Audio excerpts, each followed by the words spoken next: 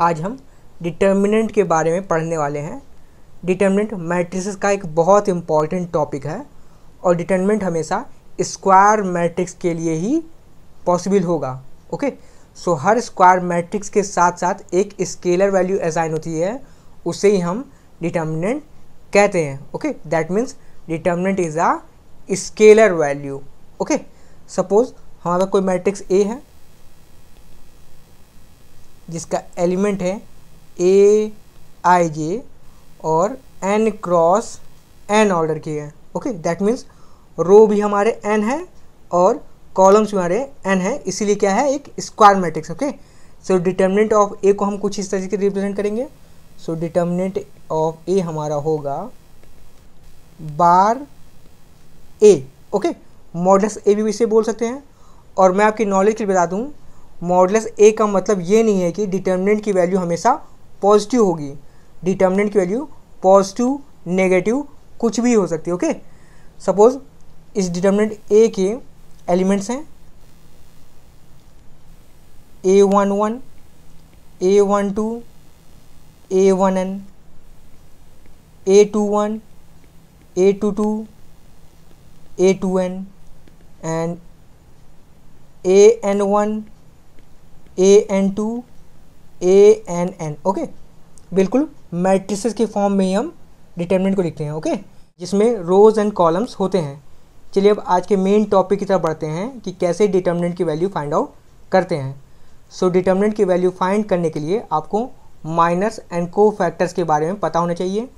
Minor हमारा determinant के किसी एलिमेंट के रिस्पेक्ट में होता है।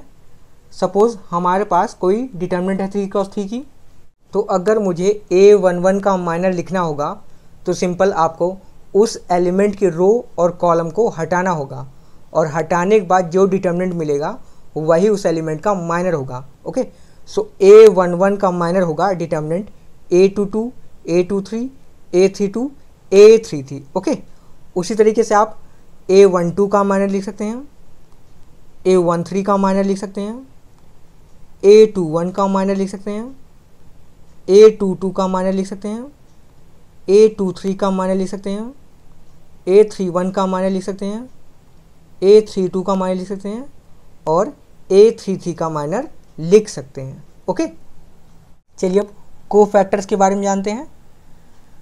सो कोफैक्टर हमारा माइनर के जैसा ही है, बस कोफैक्टर में हम माइनर के साथ साथ उसका साइन भी लिखते हैं। सो कोफैक्टर का फॉर्मूला कुछ इस तरह हम लिख सकते हैं, कोफैक्टर ऑफ एलिमेंट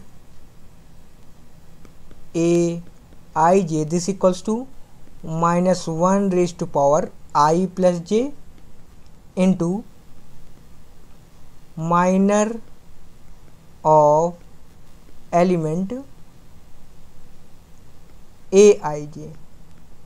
ओके, यहाँ I एलिमेंट के रो को रिप्रेजेंट कर रही है और जे एलिमेंट के कॉलम को। इस फॉर्मूले का यूज़ करके आप इस डिटर्मिनेंट के सारे एलिमेंट्स के कोफैक्टर्स लिख सकते हैं। ओके, चलिए अब आपका सारा बेसिक क्लियर हो गया। आप डिटर्मिनेंट की वैल्यू फाइंड आउट करना सीखते हैं। सो स्टार्ट करते हैं डिटर्मिनेंट ऑफ साइज 2 क्रॉस 2 से। ओके, सपोज हमारे पास कोई डिटर्मिनेंट है साइज 2 क्रॉस 2 का, उसके एलिमेंट है A11, A12, A21, A22। Okay, so determinant of size 2 cross 2 का डिटर्मिनेंट क्या होगा, उसका फॉर्मूला याद कर लीजिए। आप क्या करेंगे, आप प्रिंसिपल डायगोनल एलिमेंट्स को मल्टीप्लाई करेंगे। सो A11 इंटू A22, फिर आप माइनस का साइन लगाएंगे। अब आप नॉन प्रिंसिपल डायगोनल एलिमेंट्स को मल्टीप्लाई करिए। सो आपका हो जाएगा A21 into A12। Okay, so ये हमारा हो गया determinant value of determinant 2 cross 2। Okay, so एक एग्जांपल को लेके समझते हैं। सपोज का कोई एलिमेंट है 1 2 3 4। ओके, सो इसका डिटर्मिनेंट क्या होगा, आप सिंपल आप प्रिंसिपल डायगोनल एलिमेंट्स को मल्टीप्लाई करिए 1 इंटू 4, फिर माइनस साइन लगाइए, नॉन प्रिंसिपल डायगोनल एलिमेंट्स को मल्टीप्लाई करिए 3 इंटू 2। ओके, सो ये आपका हो जाएगा 4 - 6 this equals to -2। 2। Okay, so 2 cross 2 size के डिटर्मिनेंट की वैल्यू फाइंड करना बहुत ईजी है। चलिए मैं आपको अब n क्रॉस n साइज के डिटर्मिनेंट की वैल्यू फाइंड आउट करने की टेक्निक बताता हूँ। ओके, नाउ सपोज हमारे पास कोई डिटर्मिनेंट है 3 क्रॉस 3 की। ओके, सो एलिमेंट्स है A11, A12, A13, A21, A22, A23, A31, A32, A33। Okay, सो इस डिटर्मिनेंट की वैल्यू फाइंड करने के लिए आपको क्या करना होगा, इसे एक्सपैंड करना होगा और आप इसे किसी भी रो या किसी भी कॉलम से एक्सपैंड कर सकते हैं। ओके, सपोज अगर मैं रो 1 से एक्सपैंड करूंगा तो क्या होगा इसका एक्सपेंशन। सो रो 1 में कौन कौन से एलिमेंट्स हैं, A11, A12, A13। ओके, सो मैंने कुछ इस तरीके से लिख दिया। अब क्या करिए, हर एक एलिमेंट्स के साथ उसका कोफैक्टर मल्टीप्लाई कर दीजिए। सो A11 के साथ कोफैक्टर्स ऑफ A11, A12 के साथ कोफैक्टर्स ऑफ A12, A13 के साथ कोफैक्टर ऑफ A13। ओके, चलिए अब इनके कोफैक्टर्स लिखते हैं। सो A11 का कोफैक्टर होगा -1 raise to power 1 + 1 into determinant A22, A23, A32, A33। Okay, plus A12 cofactor क्या होगा, -1 raise to power 1 + 2 determinant A21, A23, A31, A33। Okay, plus A13 का cofactor -1 raise to power 1 + 3 determinant A21, A22, A31, A32। Okay, अब चलते हैं, इसे आप simplify कर लीजिए। सो सिंप्लीफाई करने पे आपको मिलेगा A11 into determinant A22, A23, A32, A33 minus A12 into determinant A21, A23, A31, A33 plus A13 into determinant A21, A22, A31, A32। Okay, और आपको डिटर्मिनेंट 2 क्रॉस 2 सॉल्व करना बहुत ईजिली आता है। सो आप इसे सॉल्व कर लेंगे। ओके, सो सॉल्व करने के बाद आपको ये रिजल्ट मिलेगा। ओके, चलिए मैं आपको एक की पॉइंट बता दूं।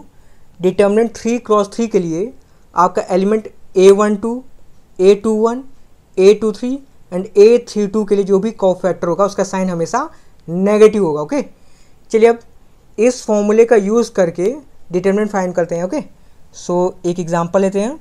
सपोज हमारा कोई डिटर्मिनेंट है 3 क्रॉस 3 का, जिसके एलिमेंट है 2, 1, 3, 1, 0, 2, 5, 0, 1।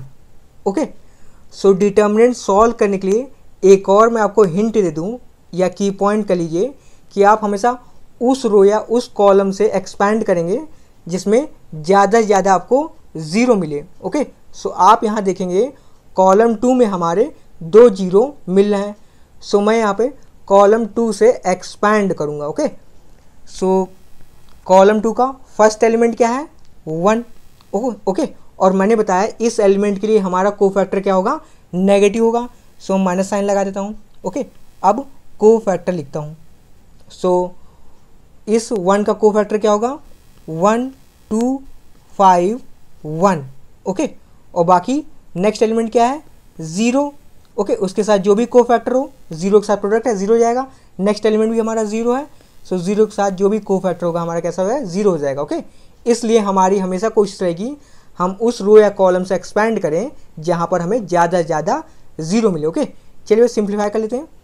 सो सिंप्लीफाई करने मिलेगा -1 into 1 into 1 minus 5 into 2। Okay, so ये आपका हो जाएगा -1 into 1 minus 10, this equals to -1 into -9, this equals to 9। Okay, so ये आपका हो गया डिटर्मिनेंट की वैल्यू। ओके, सो आज का वीडियो यहीं तक।